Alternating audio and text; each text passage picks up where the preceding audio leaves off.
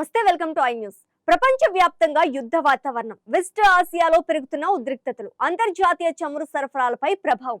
ఇప్పుడు ఈ సంక్షోభ సంకేతాలు ఒక్కో రంగంలో కనిపించడం ప్రారంభమైంది. భారత ప్రధాని నరేంద్ర మోదీ, సింగపూర్ ప్రధాని లారెన్స్ వాగ్ ఇద్దరు ముందున్న ఆర్థిక మరియు అంతర్జాతీయ సంక్షోభాలపై హెచ్చరికలు చేసిన వేళ ఇప్పుడు విమానయాన రంగంలో కూడా దాని ప్రభావం కనిపిస్తోంది. ఇంధన కొరత, సరఫరాల సమస్యల కారణంగా కొన్ని ఎయిర్ ఇండియా విమాన సర్వీసులు రద్దయ్యాయని సమాచారం రావటం ఇప్పుడు మరింత ఆందోళన కలిగిస్తోంది. ప్రపంచం మరో పెద్ద ఆర్థిక ఒత్తిడిని ఎదుర్కోబోతోందా? భారత్ పై దాని ప్రభావం ఎంతవరకు ఉండొచ్చు? ఇప్పుడు పూర్తి వివరాలు స్పెషల్ స్టోరీలో చూద్దాం.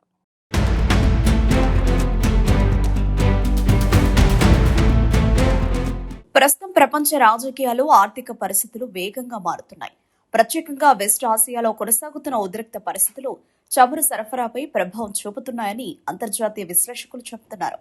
ఈ నేపథ్యంలో ప్రధాని నరేంద్ర మోదీ దేశ ప్రజలకు ఇంధన వినియోగం తగ్గించాలని సూచించారు. పబ్లిక్ ట్రాన్స్పోర్ట్ ఉపయోగించడం, అవసరం లేని ప్రయాణాలు తగ్గించడం, ఇంధన పొదుపు చర్యలు తీసుకోవాలని పిలుపునిచ్చారు. అలాగే విదేశీ మారక నిల్వలను కాపాడుకోవాల్సిన అవసరం ఉందని కూడా కేంద్రం చెబుతోంది.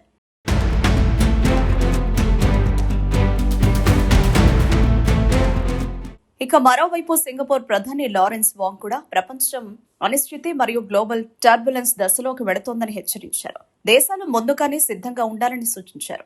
ఇదిలా ఉంటే ఇప్పుడు విమానయాన రంగంలో కూడా ప్రభావం కనిపించడం ప్రారంభమైంది. ఇంధన సరఫరా సమస్యలు, ఆపరేషన్ ఇబ్బందుల కారణంగా కొన్ని ఎయిర్ ఇండియా విమాన సర్వీసులు రద్దయినట్లు సమాచారం వెలువడింది.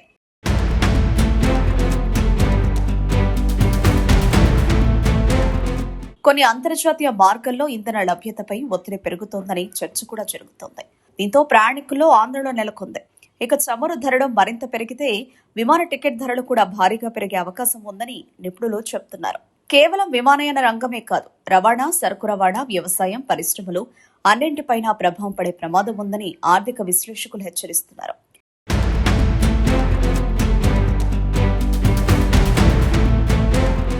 ప్రపంచ సరఫరా వ్యవస్థలో ఆటంకాలు కొనసాగితే భారత్ వంటి దిగుమతులపై ఆధారపడే దేశాలపై ఒత్తిడి మరింత పెరగవచ్చని అభిప్రాయపడుతున్నారు. ప్రపంచ నేతల హెచ్చరికలు, ఇంధన సంక్షోభ భయాలు, విమాన సర్వీసుల రద్దు వంటి పరిణామాలు ఇవన్నీ కలిసి ప్రపంచం మరో క్లిష్ట పరిస్థితి వైపు వెళుతోందనే సంకేతాలు ఇస్తున్నాయా, లేక ఇది తాత్కాలిక ఒత్తిడేనా అనేది రాబోయే రోజుల్లో తేలనుంది.